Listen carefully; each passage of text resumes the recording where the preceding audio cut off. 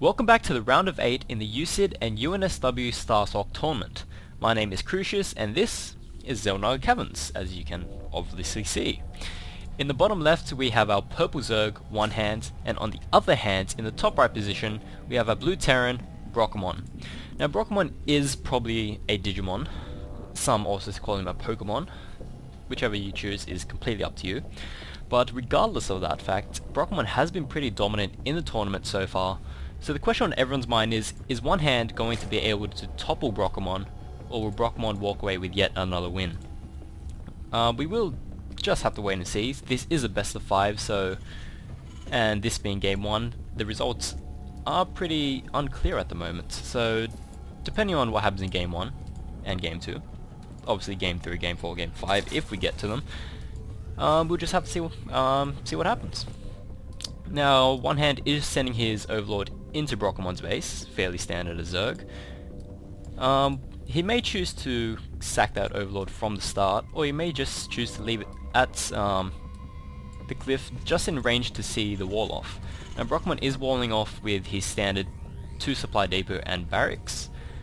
At the moment there is nothing from OneHand, but he is sending his drone out, so that's probably either going to be scouting or that's going to be placing a hatchery.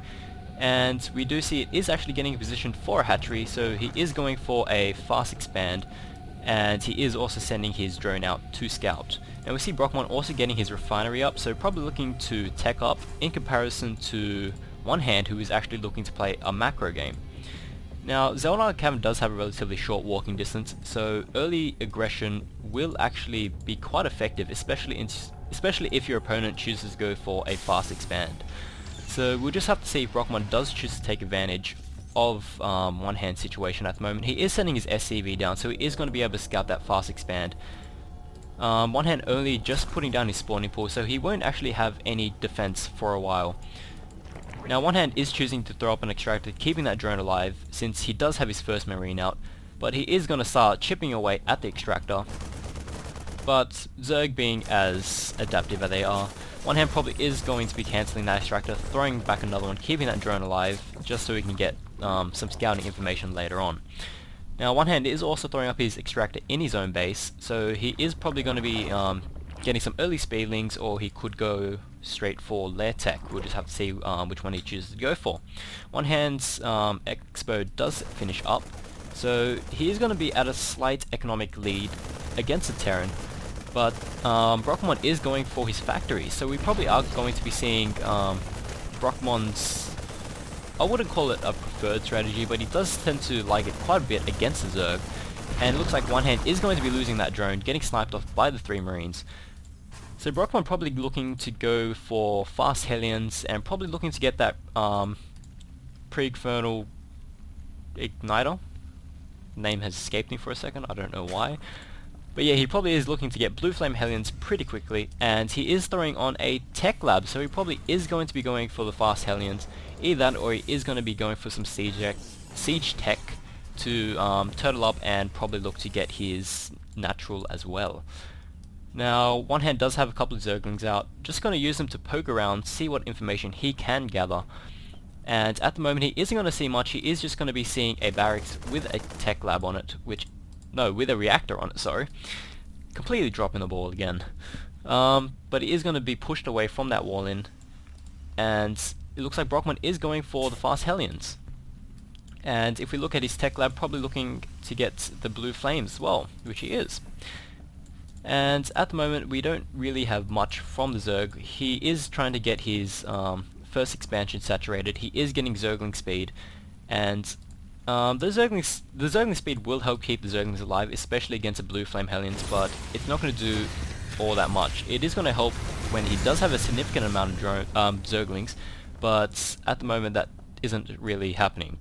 He is producing 10 Zerglings. He does have a Spine Crawler up, producing another one as well, which is going to help drive away the Hellions if they do choose to be a bit aggressive. Now, the Terran is going for his Expo as well, so if we look at the income tab at the moment, Zerg is sitting around 1000 minerals per minute, whereas the Terran is sitting around 800 or so. But with the mules coming in, the Terran will be able to balance out, and once he does get his expansion up, he is going to start pulling ahead very, very slowly. The harvesting count is relatively even at the moment, 28 to 31 drones, but with the mules, again, that differential is going to be compensated for pretty easily.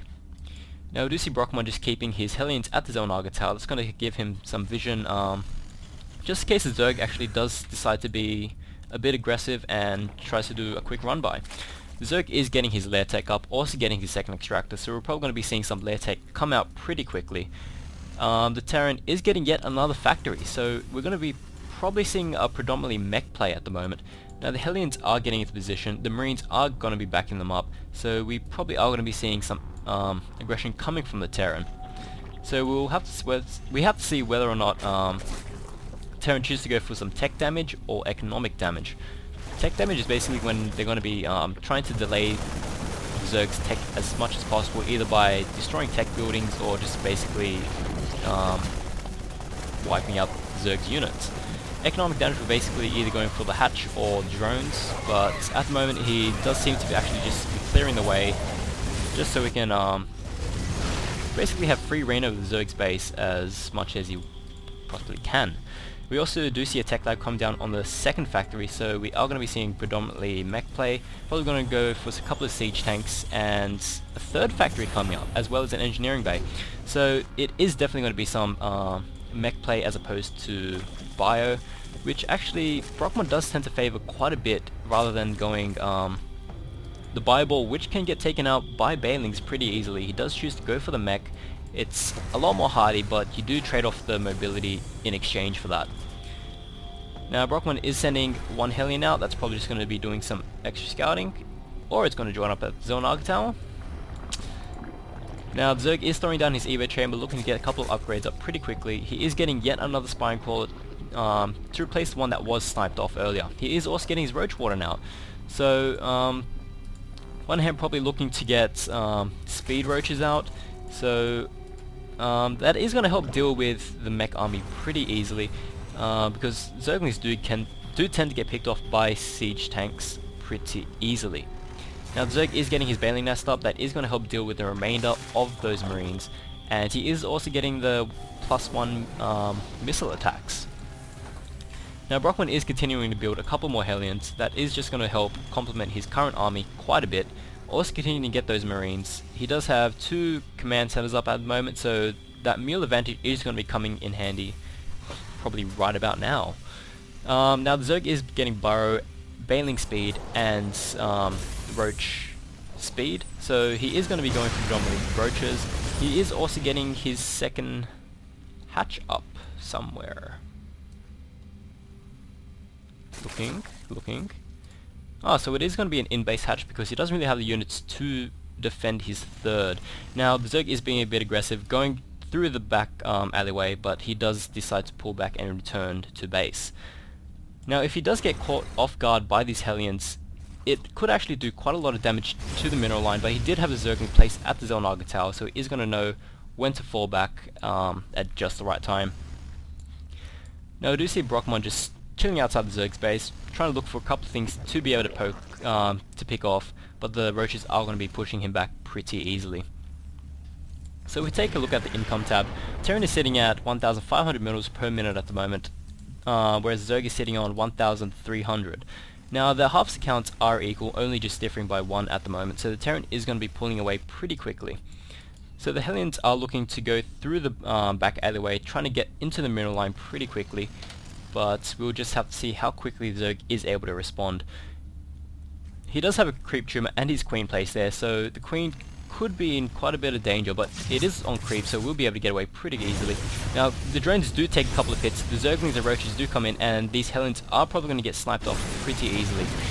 They do get blocked in by the Zerglings and the drones, and that will be the end of that harassment. Now the Terran is going for an armory, so we're going to be seeing some Thors come up pretty soon. He is also getting a 4th factory, still only producing off the 1 barracks as well. And Terran is finally getting his 3rd base up, so he is going to be pulling ahead even further in the economy. Zerg doesn't really have its 3rd base up yet, which it really needs to get up pretty soon, or else it's going to be falling terribly behind in the economy. Now the Terran is looking to break down the 2nd rocks just to get his 3rd up.